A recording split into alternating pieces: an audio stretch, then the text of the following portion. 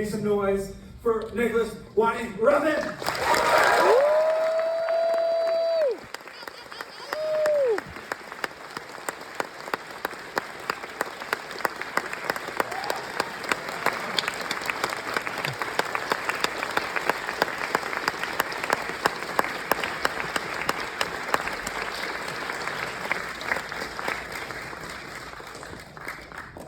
So first off, thank you so much for joining us in Houston.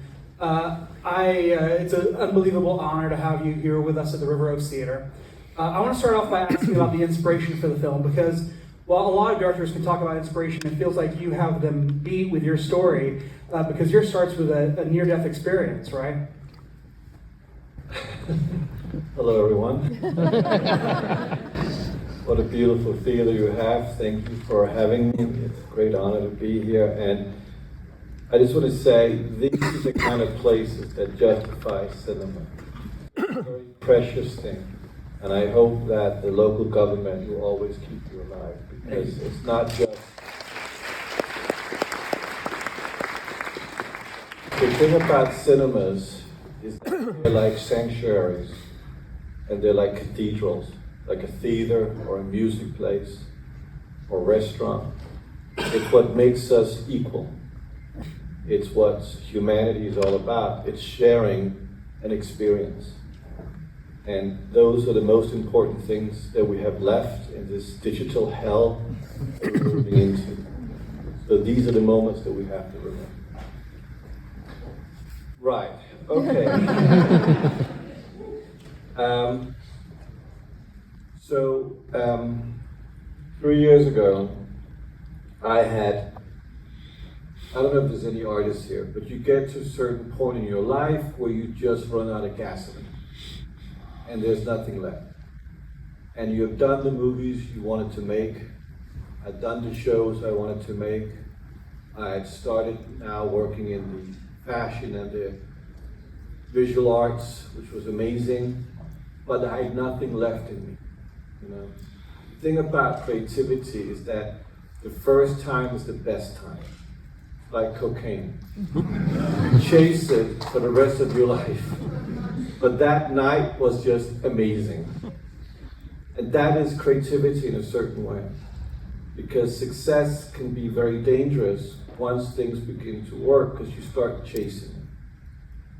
So I'd come by the end of my chase, I'd run out of dope, and nothing left. And then I died. I had what is called a leaking heart, which means that my blood was running backwards suddenly. I didn't know I had this condition. It was taken by complete surprise. And once I was diagnosed, I was in surgery 2 weeks later, which means that from a hospital point of view, that's a speed surgery. The surgeon that I had was Tom Cruise of surgeons, who could not open up my chest, but go through my side here and into my heart, slice open my heart and fix my valve that had broken, and sew up my heart and pull out. I have it all on video. It's an amazing thing to see. So once I woke up again, I realized I'd been given a gift, that I could start over. That all my past life of 50 years was some kind of faded memory. I could barely remember what creativity really was, because I had the youth of arrogance in me, even though I was 50 again. And that meant that God had a plan that I could now begin. And so I decided that cinema was the future for me, not so much because of movies, but because it was a place where people would meet. And that is far more important than any artistic expression. It's giving the possibility of sharing. So that was the way to answer the question. Now, you talk about cinema being a place to meet. Your films are a place for genres to meet. Her Private Hell is just such a great mixing pot of inspiration. Everything from like Douglas Sirk melodrama to giallo to camp to so many different areas. Where were you? where were you pulling from on a primordial level? Like, what was the initial idea from, and how did you pick which genres to pull from on an individual level? So when I decided that I was going to make a movie, it was a little bit reverse engineering, because I spoke to my friend Tom Quinn, who's the creator of Neon, and I said I wanted to make a movie, and he said, "What are it's going to be about?" I said, "I don't know yet." He said, "Okay, what's this going to cost?" I gave him a number. He said, "Okay, I'll guarantee you that." Now I had the money. I had to figure out what I wanted to make, and I realized I couldn't choose one thing. I wanted everything. I wanted horror and sci-fi and action and fantasy and camp and humor and sex and violence and color and music, etc., etc. So I wanted to make everything in one. A bit like when it reminded me of watching television when I was 8 years old, when I would click the channels when I came to America and became religious fanatic of television, because I hadn't really seen television before. But coming to New York when I was 8 from Denmark was like coming to Mars. And I could click the channels and see all these things that had not necessarily connections, but there is an emotional layer within it, similar to what we call scrolling nowadays. And I became very interested in how social media had affected narrative opportunity. So I found a way to combine everything in one movie. And obviously setting it into a thematic place about fathers and daughters, because I'd done the mother-son story previously. So now it was time to tackle something that was in a way more sensitive to me, because I have daughters.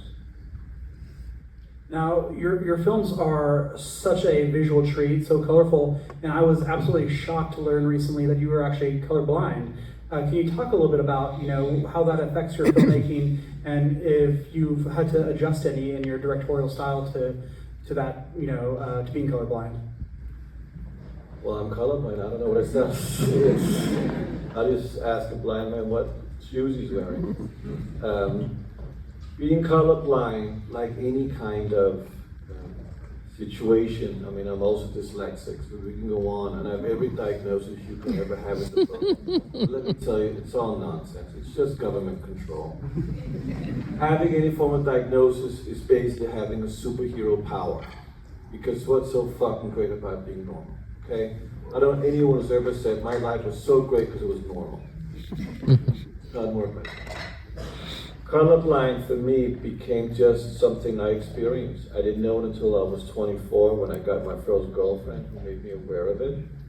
She was buying her shoes that I was paying for. She kept on trying the same pair, same two pairs. I was like, I think there's something wrong with her. And then she said, but you're colorblind, because there were two different colors. To me they were just black. And then she said, and now I understood why I couldn't get my driver's license, because I couldn't see orange or yellow. The difference is the stoplights. So it just becomes something you have, and then you make everyone else colorblind by wanting to see the world how you see it. Now, let's talk about the music, because you worked with a legendary composer on this film. How early on in the process was he involved, and just how did you settle on this collaboration? So once I had the dough, I had two specific ideas. I had an idea of Private K, a soldier wanted to go to hell to bring back his daughter. Obviously that was very personal for me, in the sense that, when you're going to die, you're told to put your affairs in. And I had come to terms with my wife, who I'd been with for 30 years. And my eldest daughter was old enough for me. She was ready to go her own path. But my youngest wasn't ready. And so I very much was determined to come back for her. So that character was very easy for me to translate it. And then I had another idea of a young woman coming to a city that didn't exist. And those two were very opposite ideas, but they were both artificial, because it meant that it was a world-building approach. But to combine them, I came up with the idea of the Leatherman, which is my version of a glam monster. I've always loved glam. And suddenly I had a triangle, and within that, we could create a narrative and then a theme. And the theme was father and daughter. It was the first movie I made where I didn't have the music in my idea of what it would sound like. But halfway through the film, I realized I really wanted to make an opera because everything was already fake around me. Everything was paint and plastic. Everything was artificial because that was the whole idea of the movie. It took place in a world that didn't exist. So to make an opera, you need a film composer that knows film music and opera, because I'm not a stage person so much, so I thought if I could make an opera on cinema, that would be an amazing experience. I've never tried that. Let's see what that would look like. So you're going to make an opera, you go to Italy. I looked at all the composers, but they were all dead, except Pino Donaggio, who was in his late 80s. And obviously Pino's work has influenced many movies, both newer and older. His work with Brian De Palma and Dario Argento and so forth is obviously legendary because we still use that music as inspiration. A lot of people do. So I approached Pino and I said, listen, would you want to make an opera? And he said, he would love to make an opera. And he's very youth, he's very cool, he has slick back hair with big Italian sunglasses, lives in Venice, used to be a big pop star. And he said, yeah, I'll do an opera with you. And I said, great. But I said, you know, the danger is that you're gonna die soon, so let's call it a requiem instead. And he found that quite funny, so I knew he had a sense of humor. So we could really work together. And I made it very clear to him, listen, we're doing opera in the opposite direction, because usually you start with the music, here we're going to end with the music. So I built a scaffold. I built like a skeleton with veins all around and a heart, but there's no blood in those veins. And the music is going to provide that. So I'm basically betting my entire movie on you not dying and making the music. Well, it worked out. It's an incredible score. You're known for incredible wardrobes in your film. The jacket from Drive, of course, is iconic. Do you expect to see many people dressed up as a Leatherman going forward? Not already. That's very true. But I have glitter and diamond in mind, so let's see if those guys can grasp it. Now, you assembled an incredible cast. And I read that finding the lead was a bit of a difficulty until you discovered Sophie Thatcher. Can you talk a little bit about assembling the team of players that you worked with on this film? So we casted for a year and saw about 10,000 young girls. But when you're casting, you're looking for the one. And I know that that's not easy task, because most of the time you don't find the one, you have to settle. But I figured out a way to do it was not to expect anything, rather than figure out what I didn't want. So at the end of this casting process, nearing the start date, I was getting a little nervous because there was still no cast. And then Sophie just came through the door, just for a general meeting. And the minute I saw her, I knew it was her. She's an amazing actress and a wonderful person. But this instinct of just knowing it's you suddenly lit the whole film on fire for me again, because I was getting quite nervous if I was going to be able to make this, because I didn't know who to use. And Havana and Christine had been auditioning earlier, and I had them as a triangle, but I needed L. I needed the L character. So Sophie came in, and that set those three girls in the place of a triangle concept that could work. Charles was a little more difficult because his character is part of the world that Ryan Gosling and Mads Mikkelsen had occupied in my earlier films. So there had to be a resemblance one way or another. And I met some wonderful actors and so forth, but no one again was the one. And then just by one day, my youngest daughter and I, Lizzie Lou is her name, we have a deal where I watch some of her things, she watched some of mine. We were going to watch Riverdale. Okay, well, watch Riverdale. I don't know if anyone has seen Riverdale, but it's an amazing show. Oh, it's fantastic. I did show her Twin Peaks to see where it all came from. Which is also an amazing show. But anyway, so we're watching the show this season that took place in the 50s because she said that was the coolest season. And suddenly this guy comes on screen. And he has beautiful hair and great cheekbones and a leather jacket. And I'm like, oh my God, who is this guy? So that was Charles. So I had to go out of my television and into my film. And I didn't know he ever was interested. So I called him, and thank God he was interested in coming on board. And I asked him if he was okay to work topless. He said he had no problem taking his clothes off. So I do want to go ahead and turn over to some questions from the audience. I want to ask that the line form up right here, and I'm going to bring the microphone down to you. But before that, can you talk a little bit about the fact that you've flirted a little bit with adapting some IP in the past, whether it's Batgirl or Maniac Cop? What is it that, what is the difference between working with established intellectual property that entices you versus working with something direct from your own imagination? Well, your own imagination, you control everything. So you can do what you want to do. Other, for me, areas are more fun to think about, but not necessarily do. Having said that, I am doing Maniac Cop. I think we are shooting that in this first quarter. We got a new sheriff in town in this country, so shooting first quarter next year. Is Ed Brubaker still involved in the project? Ed is always around. Fantastic. So, do we have any questions from the audience? I'm going to come on down. Speaking of the jacket. That's very good on you. Thank you, sir. So you are primarily known, Mr. Refn, for, other than the Pusher sequels, for making original visions each time. However, there are a few projects you've done, such as Copenhagen Cowboy and Drive, that open themselves up to further continuations. Now, is that something, are there any projects that you've done that you have thought, maybe I'll revisit this in the future? No, because doing it once is the best coat you can have.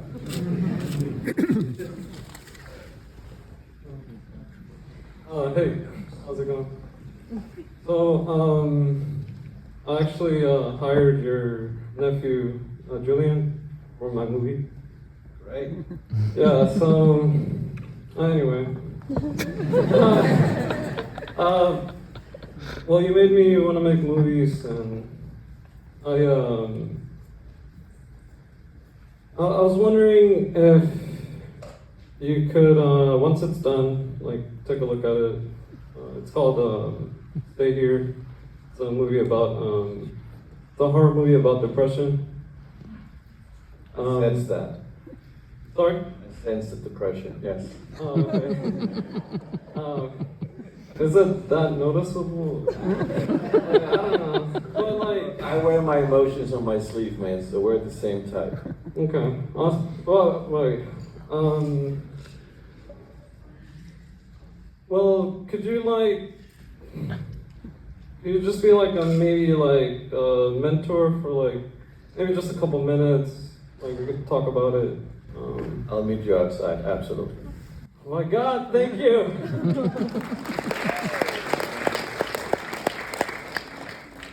Thank you so much, Mr. Refn. I really enjoyed the movie, and thanks again for all the movies you made before. Been following your career, like not like super closely, but enough that I've seen, also like articles or otherwise your conversations with other directors, and I know there's times that it's kind of funny, but other times where it's like a little sad. But like, what's your favorite interaction with our directors, and like looking back on some of those other conversations, like ones with like William Friedkin or with even Quentin Tarantino? Like, do you look back on those and think differently about them, or still have similar feelings towards that? Toward them? Well, I love the conversation I had, whether it was Quentin or Billy or those things. So it's hard for me to answer if there's anything that I would want to change. No, I mean, I enjoy talking. I mean, Billy's dead now, but I enjoy talking with. I think, it's great to, look, let me put it like this. Artists are like hairdressers. We bitch and moan to each other about why we're not this and why we're not that. And that is a very human way to behave. So as long as you open up to that, there's beautiful conversations to have with artists. Thanks, sir. I wanted to ask about the pretty much like the penultimate argument between Sophie Thatcher's character and Havana's character, because I noticed in a lot of your movies, and especially this one, the acting is usually very, almost like dreamlike. They don't necessarily speak monotonous, but they almost speak very dry. And I wanted to know what was the kind of inspiration for them to get almost extremely animated with Havana, even just kind of doing like the ring thing, and then Sophie going very Jack Nicholson. And I wanted to know, like, when do you kind of have that kind of vibey dialogue versus like the very very over the top acting? Well, I shoot my films in chronologically order, so it's always a chance of change or adaptation, meaning that I like not knowing. So every day when I come to work, it's a bit like, let's see where this is going to take us, or what am I in the mood for? Or is the film wanting to be something else in front of you? Because once you start to let it go loose, it also begins to dictate it. When I started making films, I had a more capture of authenticity, and it was much more aggressive performance-wise, very much in your face. I then gravitated towards a more unrealistic performance that I found very interesting. So I'm very much, I think stillness and silence is probably the most challenging, but also the most inspiring and uplifting way to approach anything, because it's very religious. It's how religion is made. So for the movie, at that time, it felt it needed to explode. So when I came on set that morning, I said, we're going to change something. You're going to explode instead, and you're going to go with everything you got, like a Douglas Sirk movie on speed. And they were very happy to finally be free to scream at each other. Thank you very much, appreciate it. Hi, what was the hardest of your films to write and why? Well, I'm not particularly a very good writer, so that's usually the hardest part. Both because of my dyslexia and because I have something about my brain that doesn't function with my hands. So I don't really have any talent. I realized that if I could express my emotions and use that as a device to become the canvas, that could become my talent. But unfortunately, I don't have. There's so many other writers or directors or photographers that have amazing talents that I'm very envious of because I don't have them. But in terms of the writing aspect, nothing was ever harder than the other. It's more about the difficulties in how to express. So that's why I really enjoyed working with other writers, because it helps me to, not just myself, but also to constantly turn the rock around to figure out what is it that you don't want to make. Hi, nice to meet you. I really like the colors in the film. The dress. Thank you. My question to you is, and this is kind of for a friend of mine who's trying to be a director, but has not had success lately and tries to make projects, but then something doesn't go through. So my question is, what's your advice to someone who's trying to be a director and stuff? I think the advice I'll give is what the advice I was given by Eli Kazan.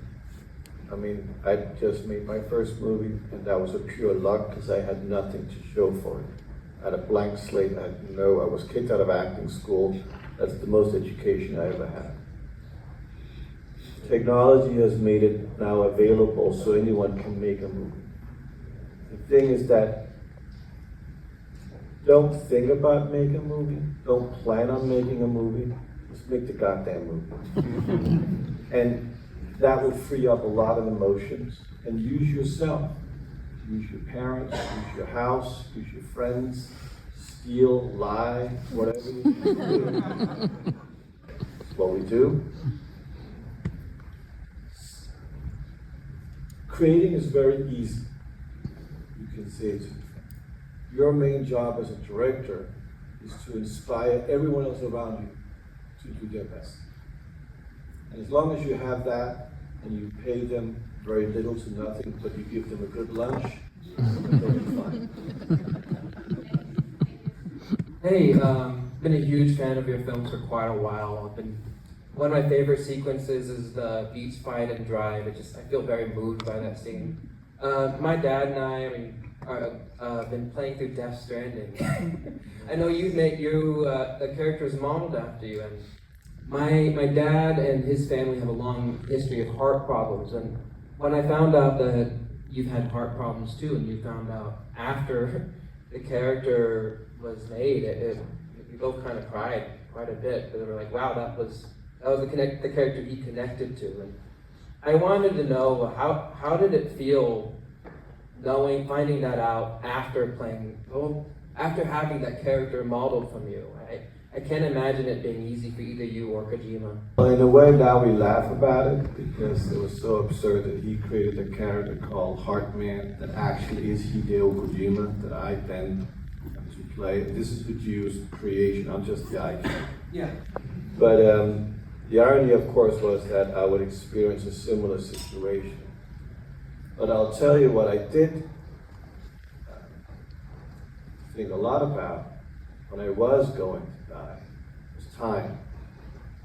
And this element of how much time we waste on nothingness. And in a way, it's the small things that make a difference, and it's a cliche. But I remember asking God, just give me 5 more minutes.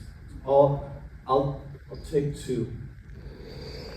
And when I came back after 25 minutes and I was brought back with electricity, thank God, I think for myself, I was like, I have to live every day like it's the last day.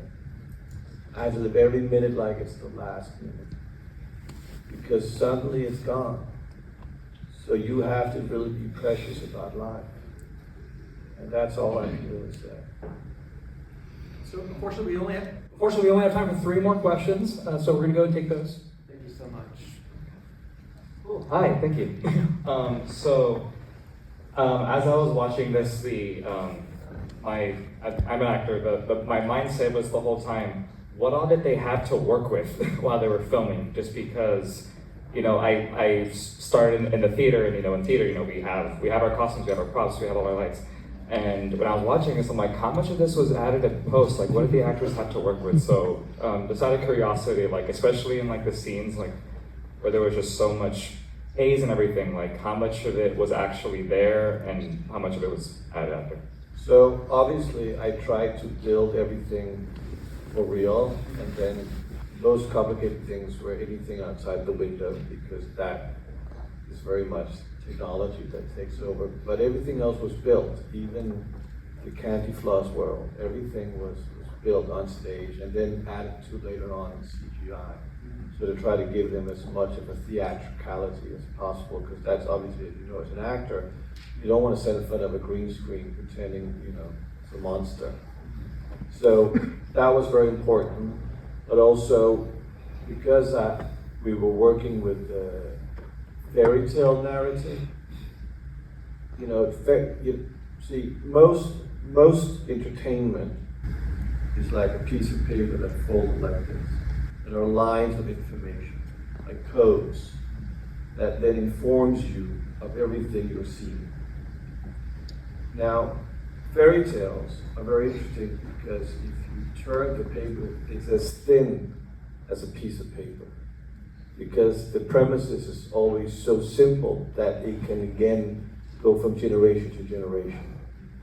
But if you then turn that paper, it has layers of interpretation instead, which is what makes it exist forever. And we continue to discuss and analyze it, and it stays in your subconscious. So that was the approach, also in terms of the writing process, but even how the movie was going to get made. That everything was interpretation upon interpretation upon interpretation, which creates an experience. And an experience is a thought that's planted in your mind. And a thought that's planted in your mind is human contact. Human contact is engagement.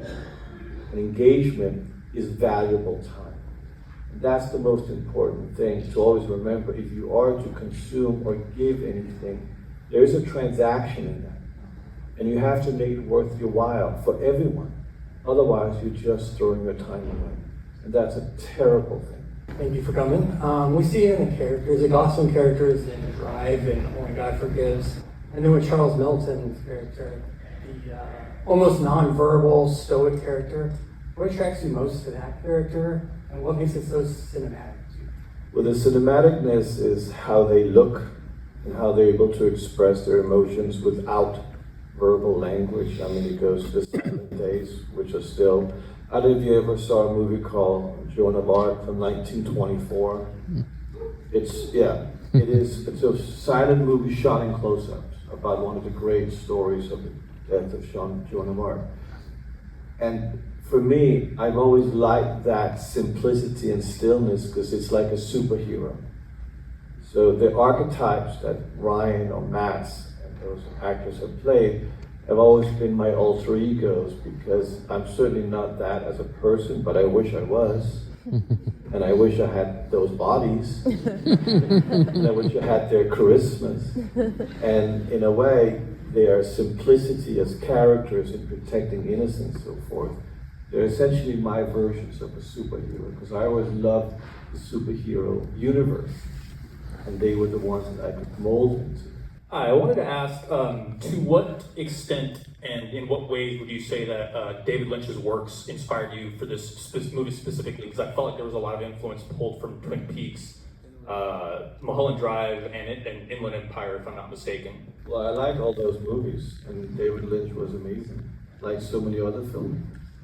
So yeah, I mean, it's very important if you want to make movies that you steal. Just make sure you steal from the best.